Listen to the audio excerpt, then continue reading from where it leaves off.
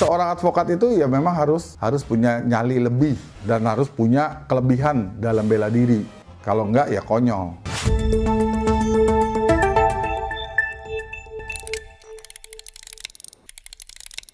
Nurani luas loh. Ya. Kalau kayak seperti saya, di kantor saya tidak pernah menangani perkara korupsi. Karena menurut saya korupsi itu tindak pidana bla bla bla bla yang hati nurani saya nggak bisa terima. Di mana satu sisi saya ketua Gerakan Nasional Pemberantasan Tindak Pidana Korupsi. Jadi saya bertentangan. Jadi saya nggak nangani perkara itu.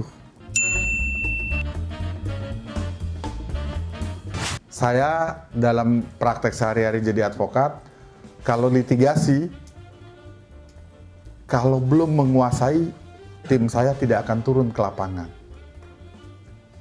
Jadi staf saya kalau mau berangkat ada kasus, misal kasus narkoba misal, tapi nggak pernah kasus narkoba ya. Kasus yang lain lah penipuan. Substansinya, aturan mainnya, apalagi itu penipuannya melibatkan perusahaan, itu harus detail. Sebelum berangkat saya tanya dulu. Dan saya bikin peradilan semu, seakan-akan satu polisi, satu. Nah, jadi harus itu. Turun lapangan harus bisa memuaskan klien. Walaupun pengacara itu bukan alat pemuas. Lebih bagus kita tunda sedikit tapi nyaman. Sebentar saya pelajarin dulu. Makanya seorang advokat harus cerdas. Saya sendiri jujur aja, karena banyak perkara di kantor saya di atas 150, saya lupa. Jadi pas klien saya datang, sekretaris saya naruh di meja, saya baca dulu. Klien saya udah di depan, baca dulu. Setelah baca, baru panggil. Saya belajar, malam hari saya belajar. Terus belajar lagi di mobil belajar. Kalau enggak, apa kata dunia? Kasihan klien kita. Jadi kita harus banyak belajar. Jadi jangan dapat wah ada uang nih, baru langsung turun, jangan. Seorang advokat tidak boleh pakai perasaan dalam menangani perkara. Sama halnya seorang dokter dalam menangani pasien, apalagi lagi operasi, nggak boleh pakai perasaan. Kalau pakai perasaan, yang dioperasi itu adalah anaknya, atau istrinya, atau suaminya, kira-kira nangis terus gak tuh? Pisau nggak bakal bisa tajam, nangis aja. Seorang advokat juga gitu. Pada saat perasaan suka ada, subjektifnya timbul, tidak objektif lagi, maka kantor itu akan hancur. Contoh yang sangat sederhana, saya mungkin udah berkali-kali, kalau memang Allah takdirkan saya umurnya di situ, selesai di situ. Saya nangani perkara, waktu itu berebut hotel di daerah Batam. Tepatnya di Tanjung Pinang, dulu belum jadi ibu kota Tanjung Pinang. Perang di situ berebut hotel. Klien saya kebetulan, saya nggak sebut namanya, ya tanda petik zaman itu mafia di daerah itu. Lawannya adalah orang asing, orang Belanda. Backing-nya pada saat itu anaknya Kapolri pada saat itu.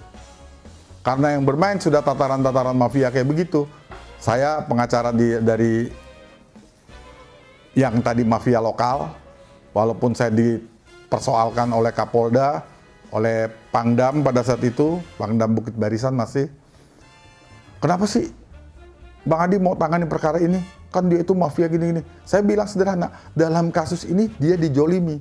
Kalau urusan perbuatan di luar itu, saya bukan pengacaranya. Silakan penegak hukum nindak.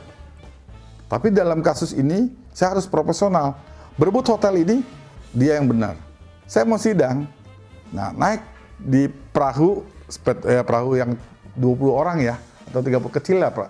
Speedboat itu. Naiklah di situ. Saya sama staf saya. Naik di situ, terus penumpang sudah mau full 30 orang kalau saya nggak salah. Udah mau full, udah mau jalan. Saya kebetulan mau pipis. Karena perjalanan cukup lumayan, saya nggak mau nahan, Saya bilang sama orang kapalnya itu, Pak, saya naik yang berikutnya aja deh. Saya mau ke toilet dulu. Ya udah nggak apa-apa Pak. Akhirnya berangkat. Saya dengan staf saya berangkat. Setelah saya dari toilet, saya balik lagi ke dermaga itu. Apa yang terjadi? Masih dilihat saya, waktu itu masuk koran kok. Masih dilihat pandangan saya paling 2 kilo lah, kurang lebih. Kapal yang saya naikin itu, yang tidak jadi saya naikin, meledak. Di dalamnya ada siapa? Ada pihak lawan. Tadi pihak lawannya tidak ada waktu saya ada di situ. Mungkin dia merasa, oh ini nggak ada, ini berarti perahu aman. Jadi seorang advokat itu ya memang harus punya nyali lebih. Dan harus punya kelebihan dalam bela diri. Kalau enggak ya konyol. Karena masih banyak orang beranggapan advokat identik dengan kliennya, padahal enggak.